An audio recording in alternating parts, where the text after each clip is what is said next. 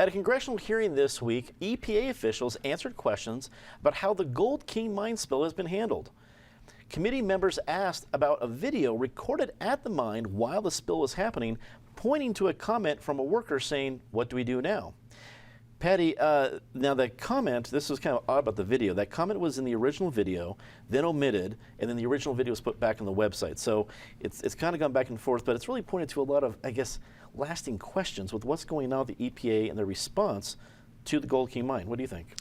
Well, let's take a lesson from 9/11, which is when disasters hit, whether they're terrorist or a problem with one of our internal agencies, communication is key. So you have New Mexico not hearing about it from the EPA. You have the Navajo Nation not hearing about it from the EPA.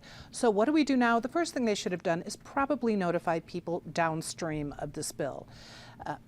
This is not the only funny thing with the EPA's handling afterwards and handling of its website, where first they spilled some damning photos and videos, took them off, then they put them back on, and they're going to have to keep answering to Congress. This is just the first of many, many hearings about it. But they should also be answering to Colorado here. They're talking about how a waste treatment plant there, which would be needed to clean up the water, is going to cost $20 million.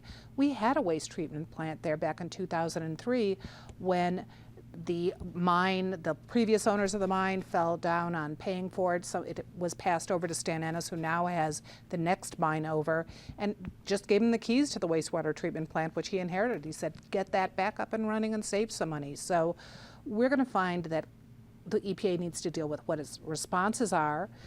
The EPA needs to think about what we're doing, not with just this mine and the neighboring mines, but the thousands of mines in Colorado and across the West. And Colorado Health Department is going to have to really stay on the EPA for this. I don't know if we want to put it back into the Superfund's hands.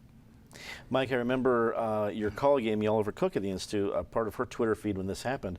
Imagine if this, what the reaction would be if this wasn't the EPA making all these different follows, but if it was a private company or BP or something like that. What do you think?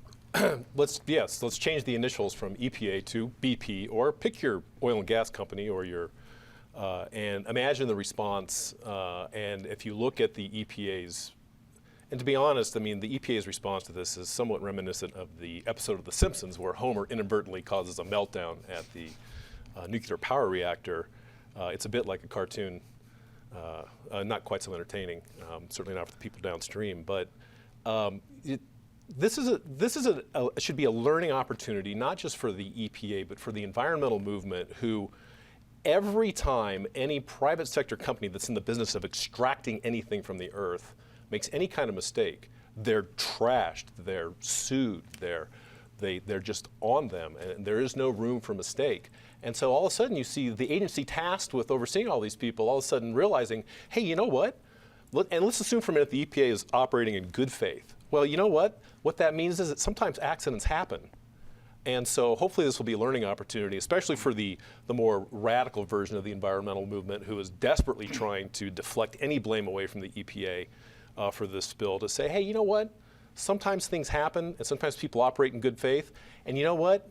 Extracting things from the earth, which is vital to our vibrant society, sometimes accidents happen. Ed, while we're concentrating on federal officials right now and the government, all that role, I would imagine eventually this is going to become a bigger issue here locally, that the state legislature has to get involved because, as Patty pointed out, there's hundreds of mines with problems kind of like this. We have a lot of ticking bombs. This is part of our legacy here in Colorado. Do you think the legislature has the political will to tackle this next year? Whether it has the political will or not, let me tell you what it doesn't have, and that is the money to tackle this. These are not cheap fixes here. I mean, we're talking about, Patty mentioned the water cleansing plant out there. I mean, the Post had reported that the one that operates in Idaho Springs, I believe, is about a $20 million proposal just to get it started with another $1 million a year to keep a plant like that running.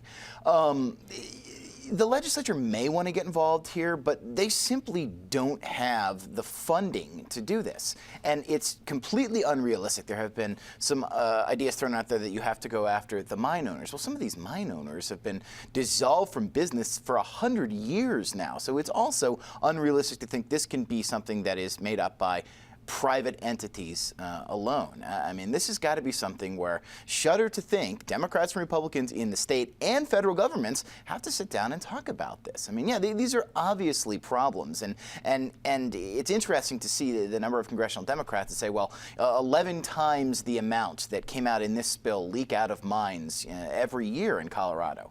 Well, hey, maybe we should do something about that then. I mean, instead of just pointing fingers, which both sides are doing very well in Congress right now, I mean, maybe this is the time to sit down and say, okay, can we come up with a plan to find funding to, if not right away, at least slowly go after them? Kind of like we go after roads and bridges. Identify the ones that have the most potential for being a problem and hit those over a 20, a 30-year period. Do I have faith that that's going to happen? Not a ton, but it would be really nice to see someone toss those ideas instead of just tossing accusations. I can't believe you would bring that cynical point of view to this table, Ed. I mean, gosh, I mean, a little respect for the CIO table here. Miguel, what do you want to see from the EPA at this point? We've seen a variety of fallings back and forth. What do you want to see from officials right now? I'll tell you what, I have to agree with Ed. Looking at history and saying what has happened, and these mine owners, okay, let's not forget, it wasn't that long ago when Ludlow occurred and the massacre down there, and that was from Roosevelt, a mine owner that was not in Colorado. So what do we have? We have owners that are probably not part of Coloradoans. Again, it's a is it in your backyard kind of issue.